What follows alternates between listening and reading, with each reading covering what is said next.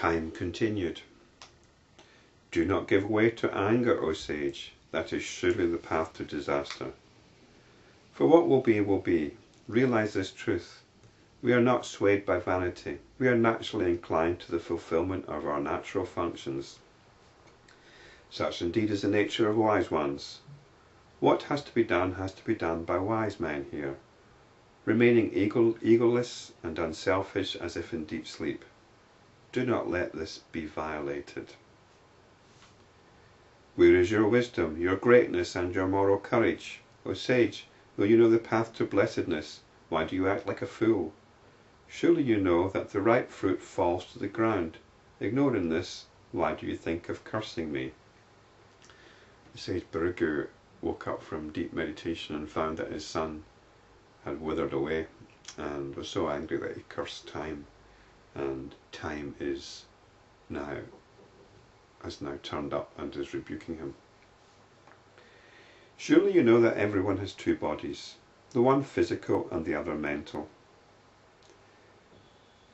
The physical body is insentient and seeks its own destruction. The mind is finite but orderly, but that mind is disturbed in you. The mind makes the body dance to its tunes, bringing about successive changes in it, like the child playing with mud. Mental actions alone are actions. Its thoughts cause bondage, and its own pure state is liberation. It is the mind that creates the body with all its limbs. I think we should say it's the mind that creates the notion of the body. Mind itself is both the sentient and the insentient beings. All this endless diversity is nothing but mind. Mind itself and its function as determination is known as the intellect, and its function as identification is known as the ego sense. We tend to identification is identifying with some of these notions. For example, notions of a body, notions of family, and so on. The physical body is only physical matter, yet the mind deems it as its own. Yet if the mind turns towards the truth, it abandons its identification with the body and attains the supreme. And in doing so, it realizes that there is no body, physical or mental. O sage, while you were engaged in contemplation, your son went far, far away in his own fancy. He left here the body which was the son of Bhrigu, and rose up to the heaven. There in heaven he enjoyed the celestial nymphs. In course of time, when his merit had been exhausted by such enjoyment, he fell down on the earth like ripe fruit, along with the nymph. He had to leave his celestial body in heaven. He fell on earth to be born with a physical body. Here on earth he had to undergo a series of births. He was successively a Brahmana boy, a king, a fisherman, a swan, again a king, a great yogi with psychic powers, a celestial demigod, the son of a sage, a king again, and again the son of a sage, and on account of evil deeds he became a hunter, a king, and then as worms and plants, a donkey, a bamboo, a deer in China, a snake, a bird, and once again a demigod. And now once again he has become the son of a Brahmana known as Vasudeva. He is well read in the scriptures and is at present engaged in penance on the bank of the holy river Samanga. Vasistha continued. Encouraged by Yama, time, the sage Bhrigu thereupon entered into the eye of wisdom in order to behold the life of his son. In an instant he saw in his own intelligence the entire story of his son's transmigration. Wonder-struck at what he saw, he re-entered his own body. Completely devoid of all attachment to his son, Bhrigu said, Lord, you are indeed the knower of the past, present and future, whereas we are of little understanding. This world appearance, which though unreal appears to be real, deludes even the heroic man of wisdom. Surely all this is within you, and only you know the true form of this phantom created by the imaginations of the mind. This son of mine is not dead, yet, taking him to be dead, I became agitated. I thought that my son had been taken away from me before his time arrived.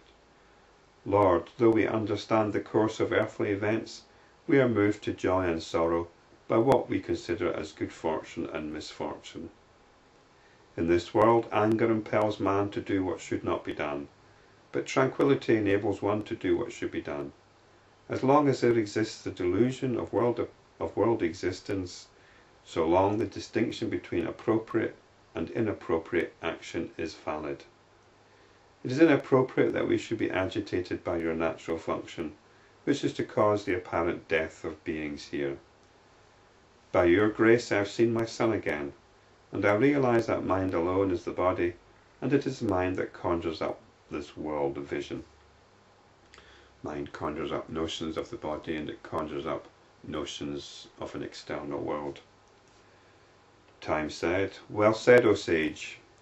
Truly mind is the body. It is the mind that creates the body by mere thoughts, just as the potter makes a pot."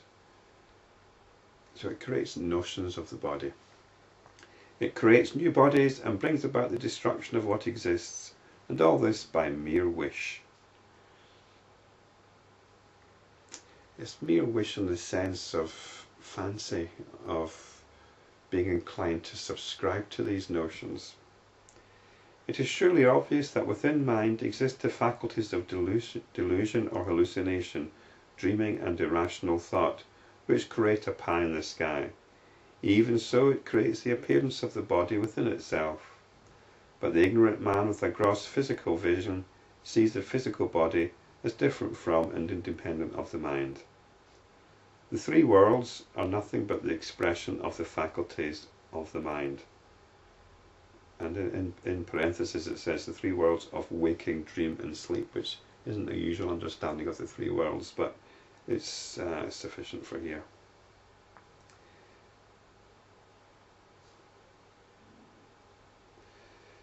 So everything that we think exists is simply that. It's the product of the thinking mind. This expression can be considered neither real nor unreal. This expression of the thinking mind, we can think of it as real or unreal. When the mind, conditioned by the perception of diversity, sees the diversity. It's what we've been educated to believe. We've been educated to believe in a world out there.